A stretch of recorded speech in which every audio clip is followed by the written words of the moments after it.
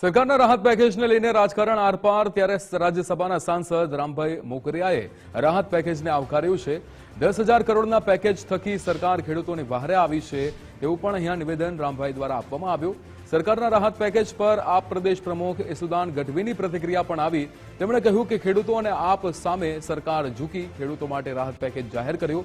50,000નું વળતર ચૂકવવામાં નહીં આવે ત્યાં સુધી આંદોલન ચાલુ છે। ખેડૂતોની લડાઈમાં આમ આદમી પાર્ટી નિમિત્ત બની છે। 40,000 કરોડના નુકસાન સામે ફક્ત રૂપિયા 10,000 કરોડનું પેકેજ જાહેર કરાયું છે।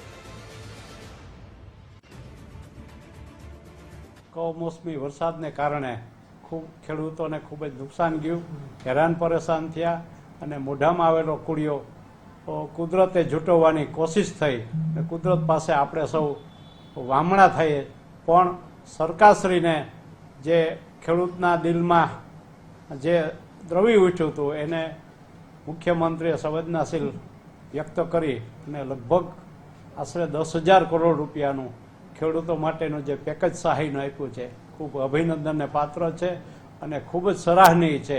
અને ખેડૂતોને પણ જે મને ફોન આવે છે ખૂબ ગ્રામ્ય વિસ્તારમાં આનંદની લાગણી ફેલાણી છે। ગુજરાત સરકારે ખેડૂતો માટે 10,000 કરોડનું પેકેજ જાહેર કર્યું છે। એ વાતથી સ્પષ્ટ થાય છે ખેડૂતો એક થયા અને એક થવાથી ફૂલ નહીં તો ફૂલની પાંખડી સરકારે આપવું પડ્યું, સરકારે ઝૂકવું પડ્યું। આપણે હેક્ટરે 50,000 મિનિમમ આપવાની વાત હતી એ સરકારે પૂરી કરી નથી, જેની માંગ સાથે આગામી સમયમાં અમારી 10 માંગો છે। એ માંગો સાથે આમ આદમી પાર્ટી કિસાન મહાપંચાયતો ચાલુ જ રાખશે અને આગામી મહિનાઓ સુધી ખેડૂતોને એક કરવાનું, જાગૃત કરવાનું અમે ચાલુ રાખીશું।